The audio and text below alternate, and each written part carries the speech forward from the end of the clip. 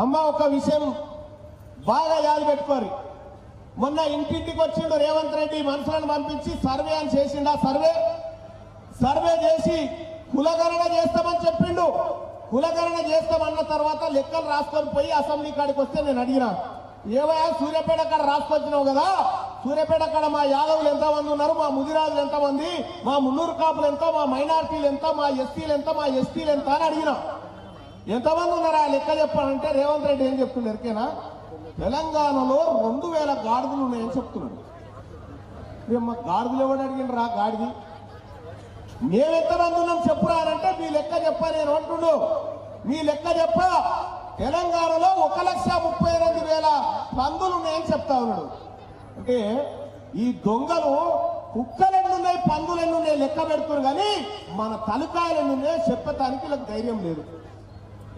42% reservation ఇస్తా అని చెప్పి మోసం చేసిన దొంగ కాంగ్రెస్ పార్టీ రేపు పొద్దుగాల మీ ఇంటికాడికి వచ్చి అడుగుతుంది ఏమని, కాంగ్రెస్ పార్టీకి పోతే రుణం తీసుకొని. ఏం రుణం రావు మీరు తలగోరి పెట్టిరా మా తాతని, మా తాత తలగోరి ఏమైనా పట్టినారు కాంగ్రెస్ వాళ్ళు పట్టిన అట్లేనన్నా రుణం తీసుకోరట. మీరు గుండు కోరించుకోరు ముందుగాల, మీరు గుండు కోరిగించుకోరు అట్లా పట్టేది ఉంటే. ఓడు తల్లి రుణం తీర్చుకోవాలని ఒకడొస్తాడు, బాపు రుణం తీర్చుకోవాలని ఒకడొస్తాడు. పోయి రాయండి వీళ్ళు. ఎవరి తల్లి ఎవరి బాపు ఎక్కడి నుంచి వచ్చారు మీరంతా మాకు తెలియదా? మీ బ్యాక్గ్రౌండ్? మా అమ్మలక్కలు చేసినటువంటి కష్టాన్ని చెమటని దోచుకున్న దొంగల ముఠా మీదంతా. మీరు రుణం తీసుకోవాలని మా ఇండ్ల పూట తీరుస్తారు. కర్రు కాల్చుని బాగా ఎప్పటికి పొయ్యిలో ఒకటి కాల్చి తయారు పెట్టుడు ఎప్పటికైనా మంచిది. వస్తాడు కాంగ్రెస్ ఆయన వస్తాడు, అమ్మ చేయి గుర్తుకు అనగానే చేయి మీద సురుకు పెట్టుడు, అమ్మ కారు గుర్తు అనగానే పిర్ర మీద సురుకు పెట్టుకోరు. వాళ్ళకి మళ్ళీ టెంకల రారు. మా బిడ్డల పైసలు తింటారా గాడిద కొడుకులారా అని మాట్లాడరు.